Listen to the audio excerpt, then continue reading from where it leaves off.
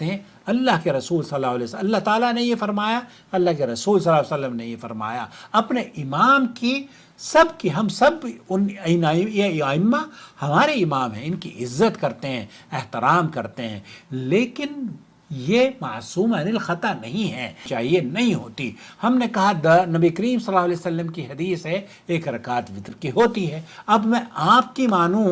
یا نبی کریم صلی اللہ علیہ وسلم کی مانوں؟ آپ جواب دیجئے، آپ میری جگہ ہوتے تو کیا آپ کرتے؟ میں نے کیا کیا؟ السلام علیکم۔ وعلیکم میں السلام دراصل آپ ورحمۃ کے اللہ چینل پہ نیو ہوں،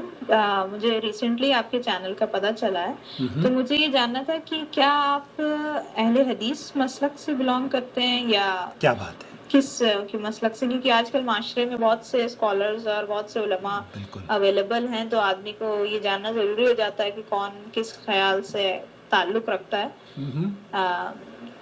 تو بس یہ ایک چیز جاننی تھی۔ بہت شکریہ۔ سب سے پہلے تو میں آپ کا خیر مقدم کرتا ہوں، خوش آمدید۔ اللہ رب العالمین ہم اس رشتے کو جو ہمارا اور ویورز کا رشتہ ہے اللہ کی رضا کے حصول کا سبب بنائے، اور اس جڑنے کو، اس آپسی محبت کو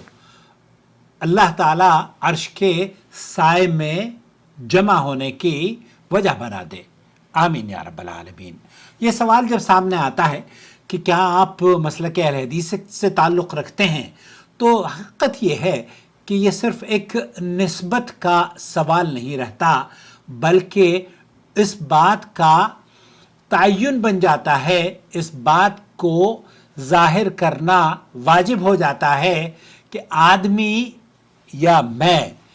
دین کو وہ کس طریقے سے سمجھتا ہے، کس اصول پر چلتا ہے، اور اپنی نجات کو کس راستے میں دیکھتا ہے۔ اس لیے اس کا جواب بھی دلائل کے ساتھ، وسعت نظری کے ساتھ، اور اس انداز میں ہونا چاہیے کہ سننے والے کے سامنے پوری تصویر واضح ہو جائے، یعنی کہ آپ کے سامنے۔ دوست بھائی اور بہنیں، سب سے پہلے ہمیں یہ سمجھنا ہوگا کہ اہل حدیث آخر ہیں کیا؟ کیا یہ کوئی نیا فرقہ ہے، یا یہ دین کی اسی اصل راستے کا نام ہے جس پر نبی کریم صلی اللہ علیہ وسلم نے اپنے صحابہ رضوان اللہ علیہ مجمعین اور سلف صالحین کو چھوڑا، اور صحابہ، تابعین، تبع تابعین اور سلف صالحین اس پر عمل کرتے رہے؟ بات دراصل یہ ہے کہ اہل حدیث کوئی نیا مذہب نہیں ہے، بلکہ یہ اس بات کا اعلان ہے کہ دین میں اصل حجت صرف 2 چیزیں ہیں، قال اللہ، قال الرسول صلی اللہ علیہ وسلم، قرآن اور سنت، اور انہی کے مطابق دین کو سمجھنا یا اس پر عمل کرنا اور انہی کے مطابق زندگی گزارنا، یہی اصل کامیابی اور دین کا مقصد ہے۔ اللہ رب العالمین قرآن کریم میں کیا فرماتا ہے؟ یا ایھا الذین آمنوا اطیعوا اللہ واطیعوا الرسول، اے ایمان والو، اللہ کی اطاعت کرو اور اس کے رسول کی اطاعت کرو۔ اور ایک دوسرے مقام پر اللہ تعالیٰ نے فرمایا سورہ نساء میں، فلا وربک لا یؤمنون حتی یحکموک فیما شجر بینہم، پس نہیں، آپ کے رب کی قسم، وہ اس وقت تک مومن نہیں ہو سکتے جب تک اپنے جھگڑوں کو، اپنے معاملات میں آپ علیہ السلام کو حکم نہ بنا لیں۔ یہی وہ بنیاد ہے۔ کیوں؟ کیونکہ اللہ تعالیٰ قرآن کریم میں یہ فرماتا ہے کہ اتبعوا ما انزل الیکم من ربکم، اس چیز کی پیروی کرو جو تمہارے رب کی طرف سے بھیجی گئی ہے، ولا تتبعوا من دونہ اولیاء، اور ان اولیاء، ان بزرگوں کی پیروی مت کرو جو کہ آپ کو اللہ تعالیٰ کی طرف سے نہیں۔ اللہ تعالیٰ کی طرف سے کیا بھیجا گیا؟ اللہ تعالیٰ کی طرف سے وہ چیز نازل کی گئی ہے جس کا ابھی آپ نے تذکرہ کیا ہے۔ اب میں اپنی زندگی کی بات عرض کرنا چاہتا ہوں تاکہ بات صرف نظری نہ رہے بلکہ عملی بھی ہو۔ میرا تعلق حنفی مذہب سے رہا ہے، اور میں دیوبندی مکتب فکر سے میری ایک عرصہ وابستگی رہی ہے، اور کیوں نہ رہتی، کیونکہ میں دیوبند کا پیدا ہوا ہوں، میں دیوبند کا رہنے والا ہوں۔ آج بھی ہمارے رشتہ دار دیوبند میں بستے ہیں۔ میری ددھیال جہاں میری پیدائش ہوئی وہ دارالعلوم دیوبند سے 4-5 کلومیٹر کے فاصلے پر ہے۔ دیوبندی مکتب فکر سے وابستگی ہونے کے باوجود سن 1981 میں جب میں یہاں آیا، یہاں بھی تبلیغی جماعت سے ایک عرصے تک تقریباً 10 سال تبلیغی جماعت سے جڑا رہا۔ علماء کے بیانات سنے، یہاں فضیلت شیخ عبدالعزیز بن باز، شیخ محمد بن صالح العثیمین اور کبار علماء کی تقاریریں یا ان کے خطبات یا ان کے لیکچرز اٹینڈ کرنے کے بعد نصیحتیں سنی، اور اسی ماحول میں رہتے ہوئے جب میں نے قرآن کو، نبی کریم صلی اللہ علیہ وسلم کے فرامین کو پڑھنا شروع کیا تو ایک عجیب کیفیت دل میں پیدا ہوئی کہ دین کی اصل حقیقت تو کچھ اور ہے اور ہمیں کچھ اور کہیں اور بتایا گیا ہے۔ وہ حقیقت یہ تھی کہ اللہ اور اس کے رسول صلی اللہ علیہ وسلم کی اطاعت اور فرمانبرداری ہی اصل دین ہے، اور اس کے علاوہ جو کچھ ہے وہ یا تو فہم ہے یا رائے ہے یا روایات ہیں، اور ان سب کو اصل تو میں سمجھتا ہوں کہ نہیں کہا جا سکتا۔ اصل وہ ہے جو کہ اللہ تعالیٰ کی طرف سے نازل شدہ ہے۔ کیوں؟ کیونکہ امام مالک اپنی موطا میں نقل کرتے ہیں، ترکت فیکم امرین، اللہ کے رسول نے فرمایا میں تم میں 2 چیزیں چھوڑ کر جا رہا ہوں، لن تضلوا ما تمسکتم بہما، جب تک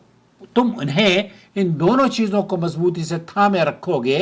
کبھی گمراہ نہیں ہوگے، کتاب اللہ و سنتی، اللہ کے رسول صلی اللہ علیہ وسلم نے فرمایا کہ اللہ کی کتاب اور میری سنت، اور اللہ کے رسول صلی اللہ علیہ وسلم نے صحیح مسلم اور بخاری میں یہ روایت موجود ہے، حدیث نمبر 2697 پر بخاری شریف میں، اور حدیث صحیح مسلم میں 1718 پر، من احدث فی امرنا هذا ما لیس منہ فہو رد، جس نے ہمارے اس دین میں کوئی نئی چیز ایجاد کی جو اس میں سے نہیں ہے تو وہ مردود ہے، قابل قبول ہرگز نہیں ہے۔ یہی وہ مقام تھا جہاں میں نے اپنے آپ کو بدلنا شروع کیا، شرک و بدعات سے توبہ شروع کر دی، اور یہ سمجھا کہ دین وہی ہے جو ثابت ہے، نہ کہ وہ جو مشہور ہے، نہ کہ وہ جو کہ دیوبند میں ہمارے گھروں میں رائج تھا یا رائج ہے۔ آپ یقین کیجئے، ہم اپنے تغرا ایک لٹکا ہوا تھا اور اس پہ یہ شعر لکھے ہوئے تھے، یا رسول اللہ انظر حالنا، یا حبیب اللہ اسمع قالنا، اننی فی بحر غم مغرق خود بیدی سہل لنا اشکالنا۔ یہ شرکیہ کلمات ہم روز آنا پڑھا کرتے تھے۔ اللہ تعالیٰ ہمارے بھائیوں کو بھی اس شرکیہ کلمات سے توبہ کی توفیق بخشے۔ تو ہمارے یہاں ذرا اہل حدیث کیا ہوتے ہیں، اہل حدیث کو عقائد کو سن لیجئے، پھر اس کے بعد فیصلہ کیجئے گا، جنہیں بارہا آپ نے علماء کرام سے یا سوشل میڈیا پہ آپ نے بتایا کہ آپ سوشل میڈیا پر دیکھتی ہیں علماء کو، تو آپ نے بارہا اگر نہیں سنا ہے تو آج اس کو سنجیدگی سے سماعت فرما لیجئے اور انصاف کے ساتھ اسے خود فیصلہ کیجئے۔ پہلی بات یہ کہ اللہ رب العالمین کے سوا ہمارا یہ عقیدہ ہے، اہل حدیث کا یہ عقیدہ ہے کہ اللہ کے سوا کوئی معبود برحق نہیں، نہ کوئی حاجت روا، نہ کوئی مشکل کشا، نہ کوئی رزق دینے والا، نہ روکنے والا، نہ بیماری دینے والا، نہ شفا دینے والا، نہ پیدا کرنے والا، نہ مارنے والا، اس کے اسماء و صفات میں کوئی شریک نہیں۔ دوسری بات یہ کہ محمد مصطفیٰ صلی اللہ علیہ وسلم اللہ کے رسول ہیں، افضل البشر ہیں، معصوم عن الخطا ہیں اور واجب الاطاعت ہیں، اور ان کی اطاعت کے سوا کسی امام، ولی یا بزرگ کی اطاعت ہم پر واجب نہیں۔ تیسری بات یہ کہ تمام صحابہ رضوان اللہ علیہم اجمعین، ائمہ اعظام اور اولیاء اور سلف صالحین ہمارے سروں کے تاج ہیں، ہم ان سے محبت کرتے ہیں، ان کی عزت کرتے ہیں، ان ائمہ کا احترام کرتے ہیں، ان سے سیکھتے ہیں، مگر ان کی تقلید کو واجب قرار نہیں دیتے، ان کی تقلید کو فرض نہیں مانتے، کیونکہ معصوم صرف نبی کریم صلی اللہ علیہ وسلم ہیں۔ اور چوتھا اصول یہ کہ دینی مسائل میں آخری فیصلہ نبی کریم صلی اللہ علیہ وسلم کا ہونا چاہیے۔ اگر وہاں سے نص نہ ملے تو پھر صحابہ، تابعین اور ائمہ سے رہنمائی لی جا سکتی ہے، مگر کسی ایک شخص کی تقلید کو لازم قرار دینا یہ سلف صالحین نے اسے پسند نہیں کیا ہے۔ پانچویں بات یہ کہ ہر وہ رسم، ہر وہ بدعت، ہر وہ خرافات، ہر وہ جاہلیت کا طریقہ جو دین میں داخل کر دیا گیا ہو، نبی کریم صلی اللہ علیہ وسلم کے صحابہ کے دور میں وہ معروف نہ ہو، تو اسے چھوڑنا ہم ضروری سمجھتے ہیں، اور سنت نبویہ کو مضبوطی سے تھامنے کی ہم دعوت آپ کو دیتے ہیں۔ اب یہاں ایک بہت بڑا شبہ یہ پیدا کیا جاتا ہے، مفتی کئی، اب میں ان کا نام لوں گا، پاکستان کے بڑے مشہور مفتی ہیں، وہ یہ کہتے ہیں کہ براہ راست حدیث پر عمل نہیں کرنا چاہیے، حالانکہ حقیقت اس کے بالکل برعکس ہے دوستو، بھائیوں اور بہنوں، کیونکہ سب سے بہترین لوگ جو نبی کریم صلی اللہ علیہ وسلم کے صحابہ رضوان اللہ علیہ مجمعین نے براہ راست قرآن و سنت پر ہی تو عمل کیا، تابعین نے عمل کیا، تبع تابعین نے عمل کیا، اور یہی وہ طبقہ ہے جس کے بارے میں اللہ کے رسول نے فرمایا، صحیح بخاری اور مسلم کی یہ حدیث، خیر الناس قرنی ثم الذین یلونہم ثم الذین یلونہم، سب سے بہتر لوگ میرے زمانے کے ہیں،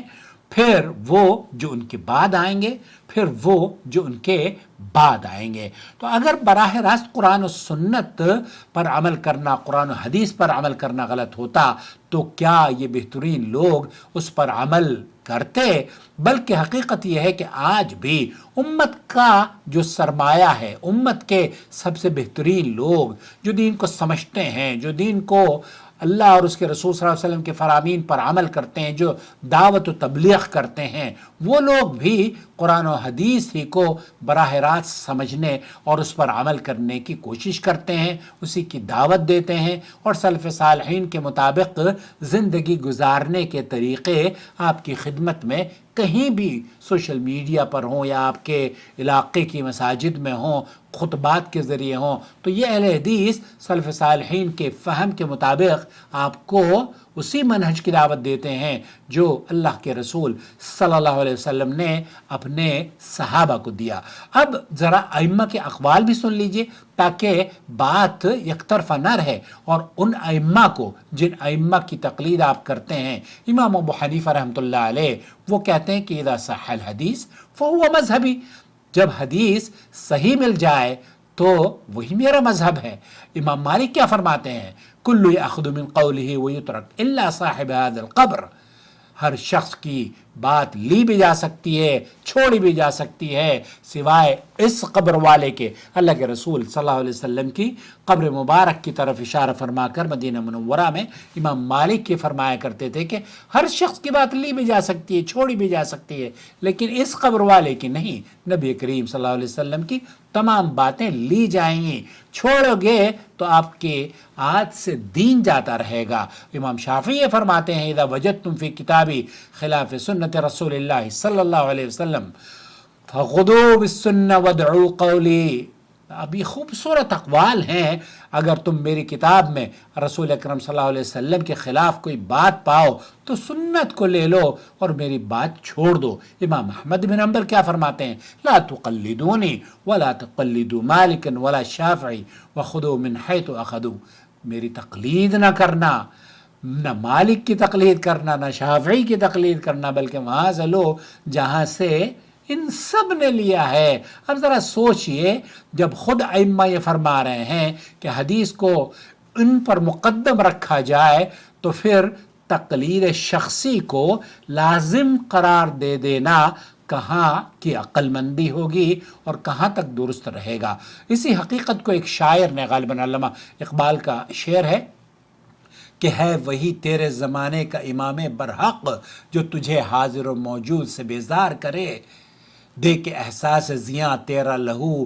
گرما دے، فقر کی سان چڑھا کر تجھے تلوار کرے، موت کے آئینے میں تجھ کو دکھا کر رخ دوست زندگی اور بھی تیرے لیے دشوار کرے، فتنہ ملت بیضا ہے امامت اس کی جو مسلمانوں کو سلاطین کا پرستار کرے۔ آخر میں یہ عرض کروں گا کہ امام ابن تیمیہ رحمۃ اللہ علیہ نے کیا فرمایا۔ انہوں نے، امام ابن تیمیہ کا مشہور قول یہ ہے، لوگوں میں کسی ایک شخص کی بعینی تقلید کرنا لازم نہیں ہے، بلکہ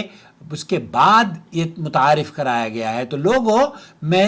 ان ائمہ میں سے کسی ایک شخص کی تقلید کرنا لازم درست نہیں ہے، اس کے ہر حکم اور ہر منع میں اس کی بات مانی جائے یا امام کی بات مانی جائے، یہ حق صرف اور صرف نبی کریم صلی اللہ علیہ وسلم کو حاصل ہے۔ بلکہ مسلمان علماء سے سوال کرتے ہیں،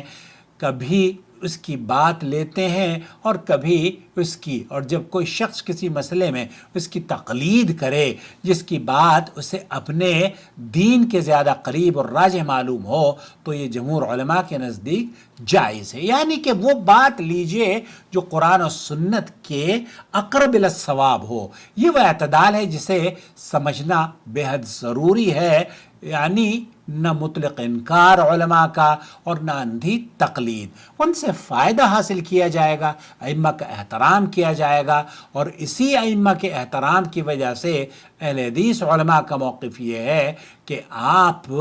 اگر قرآن و سنت پر عمل کرتے ہیں تو یہی دین کی اساس ہے اور یہی مطلوب ہے۔ اخیر میں یہی عرض کروں گا کہ اگر اہل حدیث ہونے کا مطلب یہ ہے کہ انسان صرف اللہ اور اس کے رسول کی اطاعت کو اپنا دین بنائے، صحابہ کے طریقے کو اپنائے، بدعات اور خرافات سے بچ جائے اور دلیل کے ساتھ دین پر چلے، تو پھر الحمدللہ اسی راستے پر چلنے کی تو میں کوشش کر رہا ہوں اور اسی کی دعوت آپ کو دے رہا ہوں۔ یہاں سعودی عرب کے علماء، آپ ان کو کسی نام سے منسوب کر لیجئے، لیکن جب ان کے فتاویٰ آپ کی خدمت میں پیش کیے جاتے ہیں تو شیخ ابن باز وغیرہ جتنے بھی مفتیان کرام ہیں سعودی عرب کے، وہ یہ کہتے ہیں اللہ کے رسول صلی اللہ علیہ وسلم، اللہ تعالیٰ نے یہ فرمایا، اللہ کے رسول صلی اللہ علیہ وسلم نے یہ فرمایا۔ اپنے امام کی سب کی، ہم سب یہ ائمہ ہمارے امام ہیں، ان کی عزت کرتے ہیں، احترام کرتے ہیں، لیکن یہ معصوم عن الخطا نہیں ہے، ان کی پیروی مجھ پر آپ پر واجب نہیں ہے۔ اور اگر کوئی یہ کہتا ہے کہ آپ پر پیروی واجب ہے تو پھر اس سے پوچھئے قل ہاتوا برہانکم ان کنتم صادقین، پھر آپ ہمیں اس اندھی تقلید کی واجب ہونے کی دلیل ہمیں دے دیجئے۔ ہمیں پتہ ہے کئی مفتی ہیں جو کہ آپ کے ملک میں اور پتہ نہیں کہاں کہاں بیٹھ کر میڈیا پر یہ فتوے دیتے ہیں، لیکن ان سے کوئی تو جرت کرے۔ میں نے، اللہ گواہ ہے، میں نے یہاں مکہ مکرمہ میں مولانا مکی جس وقت زمانے میں درس دیا کرتے تھے نا، کئی مرتبہ ان سے پوچھا اور وہ بالکل خاموش رہ جاتے تھے، کہتے تھے نہیں، آپ جتنا آپ کو کہا گیا ہے دیوبندی ائمہ نے، دیوبندی مسلک کے ذمہ داران نے یا دیوبندی علماء نے، آپ اس پر عمل کر لیں۔ ہم نے کہا نہیں، ہم اس پر کیسے عمل کریں؟ آپ یہ کہتے ہیں کہ امام حرم کے پیچھے 1 رکعت وتر کی نماز نہیں پڑھنی چاہیے، نہیں ہوتی۔ ہم نے کہا نبی کریم صلی اللہ علیہ وسلم کی حدیث ہے 1 رکعت وتر کی ہوتی ہے۔ اب میں آپ کی مانوں یا نبی کریم صلی اللہ علیہ وسلم کی مانوں؟ آپ جواب دیجئے، آپ میری جگہ ہوتے تو کیا آپ کرتے؟ میں نے کیا کیا؟ میں نے اپنے امام کو عزت و احترام ضرور دی، لیکن بات تسلیم کی نبی کریم صلی اللہ علیہ وسلم کی۔ تو یہی اصل دین ہے۔ اپنی رائے سے ضرور ہمیں نوازیے اس ویڈیو کے بارے میں، اور اس ویڈیو کے مواد سے آپ کو اختلاف کا حق حاصل ہے، لیکن قرآن و سنت سے اختلاف کرنا کہاں کی عقل مندی ہوگی؟ لائک ضرور کیجئے اور کمنٹس میں ہمیں ضرور بتائیے کہ یہ ویڈیو آپ کو کیسی لگی، اور اگر یہ دعوت آپ کے جو آپ چاہتے ہیں کہ محمد عاقل صاحب کی ایسی دعوت ہونی چاہیے، نو ٹی وی چینل کی ایسی دعوت ہونی چاہیے، سلف صالحین یا اہل حدیث علماء کی ایسی دعوت ہونی چاہیے، سماحت الشیخ عبدالعزیز بن باز اور سعودی عرب کے مفتیان کرام کی ایسی ہی دعوت ہونی چاہیے، تو یہی وہ دعوت ہے جو آپ اپنے حلقے میں اپنے گھر والوں کے ساتھ، اپنے دوست احباب کے ساتھ، اپنے بہن بھائیوں کے ساتھ، اپنے رشتہ داروں کے ساتھ شیئر کریں، تاکہ ان کا بھی عقیدہ درست ہو جائے اور وہ پیروں، فقیروں اور درگاہوں اور خانقاہوں سے نکل کر قرآن و سنت کی طرف آ جائیں۔ والسلام علیکم ورحمۃ اللہ وبرکاتہ۔